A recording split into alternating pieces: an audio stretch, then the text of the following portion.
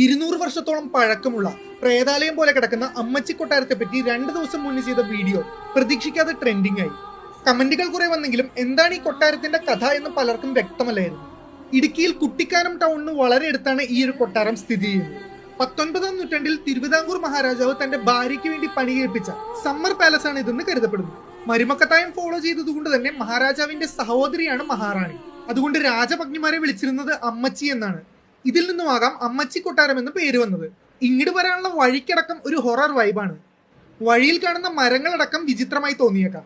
കൊട്ടാരമാണെങ്കിൽ maintenance ഇല്ലാത്തതുകൊണ്ട് ഏകദേശം ഭാർഗവി നിലയത്തിന്റെ സ്ഥിതിയിലാണ് ഉള്ളത്. കെയർ ടേക്കറായിട്ട് ആളുണ്ട് എന്ന് പറഞ്ഞെങ്കിലും ഞങ്ങൾ അവിടെ നോക്കിയിട്ട് ആരെയും കണ്ടില്ല. അതുകൊണ്ട് തന്നെ അകത്ത് കയറാനും സാധിച്ചില്ല.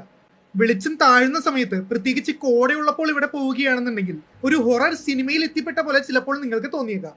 ഒറ്റയ്ക്കാണെങ്കിൽ പറയുകയേ വേണ്ട. എന്തായാലും അധികം സമയം നിൽക്കാതെ കുറച്ച് ഹൊറർ സ്റ്റൈൽ ഫോട്ടോ